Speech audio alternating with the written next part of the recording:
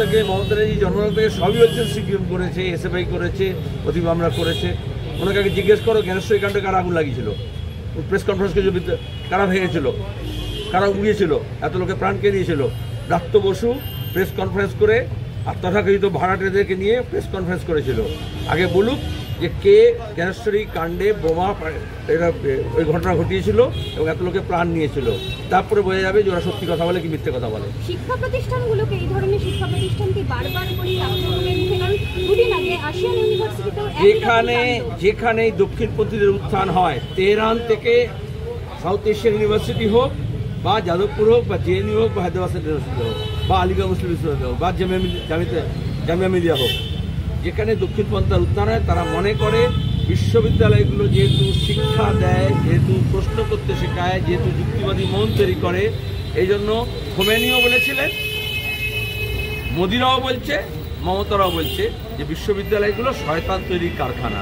আসলে শয়তানদের দূর করতে হলে বিশ্ববিদ্যালয়ে আরো বেশি পঠন পাঠন দরকার। আজকে কংগ্রেসের তরফ থেকে তাদের ওয়ার্কশপ হয়, তারা সেখানে তাদের যে ড্রাফট সেখানে স্পষ্ট করে লিখেছে যে 34 বছরের বাম জমানায় জঙ্গি শ্রমিক আন্দোলনের জন্য এই রাজ্যের ইকোনমিক লস হয়েছে। শুধু তাই নয়, প্রেস কনফারেন্স করতে গিয়ে শুভঙ্কর সরকার তিনি বললেন আরএসএস এবং বিজেপি বিরোধিতায় আপনারা ফ্যাসিস্ট এই শব্দটা ব্যবহার করছেন না, অনেকটা বেশি কম্প্রোমাইজ অ্যাটিটিউড। এই ভয়ঙ্কর কথাটা শুভঙ্করকে জিজ্ঞেস করো, আমি জানাবো। আজকে জিজ্ঞেস করো যে লিখেছে, আমাকে কেন জিজ্ঞেস করছো? যে লিখেছে তাকে জিজ্ঞেস করো। আচ্ছা, বলছি দেখা বৈরীকরণের বিরুদ্ধে কটা প্রতিবাদ তারা জানিয়েছে, তারা তৃণমূল অধ্যাপকদের উপর আঘাত করতে চায়। তৃণমূল কবে থেকে বিজেপি বিরোধী হলো? ঠিকুজি বলো তো, একটা ঠিকানা বলো তো।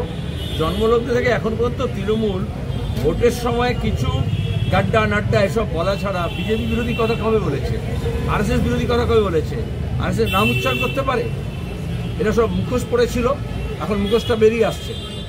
এই চার্জশিটের সময় সবটা বোঝা গেছে যে কে কার পক্ষে, কে কার বিরুদ্ধে। বলছে বাতিল হেরে যাওয়া সারা পৃথিবীতে পরিত্যক্ত একটা পতাকা, তাই নিয়ে এখানে এরা নিজেদের অস্তিত্ব প্রমাণ করতে চাইছে।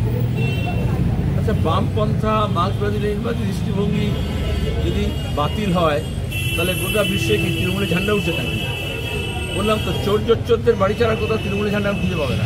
একই রকম সুরেই তো শুভঙ্কর সরকার তিনি আপনাদের বিরুদ্ধে অভিযোগ করছেন। কোন রকমের সুরে আমি চাই না, সুর কি বেসুর সেটা অসুরকে জিজ্ঞেস করো, আমাকে জিজ্ঞেস করো। আচ্ছা, গুন্ডামি করবে অবশ্যই। কেউ কারুর গায়ে হাত দেবে কেন? আজকে রাজ্যের এরকম অবস্থা হলো কেন? হাইকোর্টে দাঁড়িয়ে সাংবাদিক পড়াচ্ছে, তো তোমার কোনো প্রশ্ন করলে না? কে পেটিয়েছিল কালকে? উকিল ছিল না, উকিল মস্তান ছিল।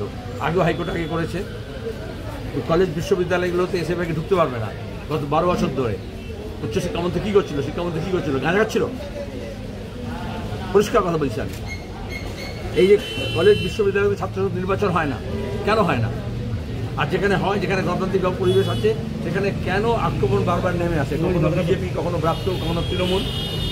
এই বাবুল সুপ্রিয় এখন তৃণমূলের নেতা, যখন বিজেপি মন্ত্রী ছিল, এই বিশ্ববিদ্যালয়ে গিয়ে এরকম নাটক করেনি? এটা পুরনো স্ক্রিপ্ট। বলেছে আপনার অনুষ্ঠানও কিন্তু ছাড় পাবে না, তখন কিন্তু তৃণমূলের রাস্তায় দাঁড়িয়েছি আমি। তো সাঙ্গ পাঙ্গ পুলিশ, কেন্দ্রীয় বাহিনী, রাজ্য বাহিনী নিয়ে চলি না। আমি তো রাস্তায় ঘুরে গেছি, একটা গাড়িতে নামলে একে তো দেখলাম। আমি তো ইনভাইট করছি। কতবার মারবে? কজনকে মারবে? আমি তো আগে বললাম, জ্ঞানেশ্বরী কাণ্ডে যে খুন করেছে যারা, সেই রক্তের দাগতে এই মন্ত্রী গায়ে লেগে আছে, কারণ তারা তো তাদের অংশীদার ছিল। আর তারপরে মিথ্যাচার করেছিল। সাহস তাকে তদন্ত করুক, ব্যবহার করুক। মাওবাদীদের হাতে নিয়ে এসে কারা খুন করেছিল? এই মমতা ব্যানার্জি, এই তৃণমূল কংগ্রেস, এই বিজেপি একসঙ্গে গণমিলিশিয়া তৈরি করেছিল না? আরএসএস, তৃণমূল আর বিজেপির ফালতু সোরেন থেকে বাকি সবাইকে যে খুন করেছিল, এখন সবে নন্দীগ্রামে যারা খুন হয়েছিল তাদের এখন কেস বার করা হচ্ছে। এবার প্রত্যেকটা খুনের আমরা প্রত্যেকটা রক্তবিন্দুর হিসেব নেব। তো ব্রিগেডে দাঁড়িয়ে বলেছি। আর আমার নাম ধরে কেন বলবে?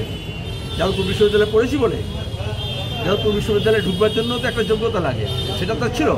আচ্ছা, বলছি উলবেড়িয়াতে আরএসএস এর সঙ্গে বরাবর হয়। মমতা ব্যানার্জি তো তৈরি হয়েছিল তৃণমূল এই জন্যেই, যাতে এখানে আরএসএসকে বারবারান্ত করা যায়। কিন্তু আমি অপেক্ষা করছি সেই দিনের খবরের জন্য, যেদিন তৃণমূল এবং বিজেপির সমন্বয় বৈঠক যেটা হয় আরএসএসের নেতৃত্বে, সেই খবরটা তুমি প্রকাশ করতে পারো। কিন্তু 2026-এ বলছে আরএসএস দায়িত্ব নেবে ভোটে। কাকে? তৃণমূলকে জেতানোর জন্য না বিজেপি জেতানোর জন্য? তাকে আরএসএস জিজ্ঞাসা করে। কিন্তু এরকম সিচুয়েশনে সেলিমদা এখনো পর্যন্ত জেলা সভাপতিদের নামই চূড়ান্ত করতে পারছে না, হিমশিম খাচ্ছে। এখানে কি কোথাও মনে হচ্ছে যে আপনারা যে ম্যাচ ফিক্সিং এর কথা বলেন সবটাই ম্যাচ ফিক্সিং হয়ে যাচ্ছে, মাঠ ছেড়ে দেওয়া হচ্ছে, ময়দান ছেড়ে দেওয়া হচ্ছে? সেটা তো আমি বললাম যে আরএসএস কার জন্য কাজ করবে সেটাকে ঠিক করুক। আর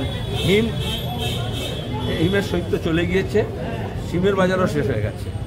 এখনও বিজেপি নিজের নেতা তৈরি করার সুযোগ পাচ্ছে না। এখন তো বসন্ত ছেলের মতো বিশ্ব হয়ে যাবে। পুলিশের ওপর লোকে আস্থা হারাচ্ছে, যে আজকে পুলিশ ছিল চোপড়াতে, আজকে পুলিশ আক্রান্ত হয়েছে যাদবপুরে, মানে পুলিশের ওপর মানুষ। তৃণমূল আর পুলিশ যেহেতু সমবাচ্য হয়ে গেছে, যেখানে বিপদ দেখে সরকার মন্ত্রী তৃণমূল, সেখানে পুলিশকে এগিয়ে দেয়। আর পুলিশও হাঁড়ি কাটে গলা বাড়িয়ে রেখেছে।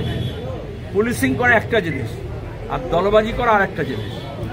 তৃণমূলের থানাগুলো যদি তৃণমূলের নেতাদের জন্মদিন পালনের, বিবাহবার্ষিকী পালনের, আইবুড়ো ভাতের কেন্দ্র হয়ে যায়, তাহলে তৃণমূলের ওপর যা রাগ ছিল সেগুলো সব পুলিশের ওপর এসে পড়ে। এবং যেখানেই বেকারি হোক, দারিদ্র হোক, এই যে আলুর দাম যাতে 1320 টাকা কুইন্টাল হয়, তার জন্য কৃষকরা যখন লড়াই করছে, কালকেও কোচবিহারে পুলিশকে লেলিয়ে দিয়েছে কৃষকদের ওপরে। তাহলে কেন কৃষকরা, আলু চাষিরা আলুর দাম চাইছে, পুলিশ সেখানে গিয়ে কী করছে?